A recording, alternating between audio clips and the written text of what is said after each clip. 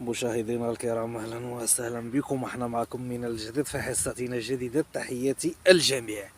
خاطر الناس اللي يحبونا وتسالوا علينا من القلب للقلب داخل ارض الوطن وخارج ارض الوطن. تحياتي لكم الاخوان جميعا. الاخوان وقيلا غبرنا عليكم شويه ياك. وباركوا العرس يسرى ستايل. الاخوان غنتكلموا لكم واحد شويه على الاسره المغربيه. المهم الاخوان غتباركوا اليسرى ستايل ولا مبروك العريس الجديد. مشكله هذه، ولكن في غالب الامر كيقول لك بنادم خصو يفهم واحد الحاجه، ما يفهمش كل شيء غلط. مثلا كيقول لك شحال من الزباله ولا جامع، ما ضربوا ليها ضربوا ليها المثال. شحال من زباله ولا جامع، شنو هي؟ ما غاديش نقدروا حنا نحكموا على بنادم بواحد الطريقه سلبيه.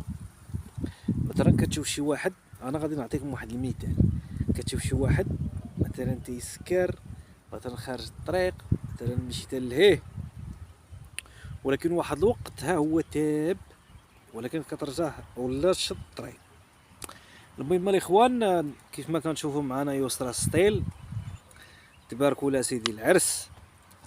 وهادشي اللي بين نقولوا ليها او بعض التفاصيل اخرى. كلنا سعاد. المهم الاخوان بعد التفاصيل اللي هي لبعض الاخوان اللي باغيين يعرفها بصفه عامه، الاسره المغربيه دايزه شحال كان وقع هادشي هذا. كاين بعض الاخوان كيتسائلوا على السي محمد بكريشه، قال لك اودي واش خرج براءه؟ مازال.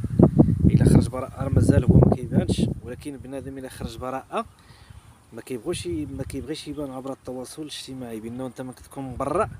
كيتبروا فيك، كتكون باقي كيف قريب تخرج. كيقول لك ما خاصكش تخرج تهضر على عبر التواصل الاجتماعي واحد المده.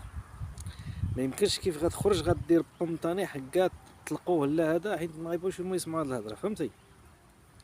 هادشي اللي باغي نقول لبعض الاخوان.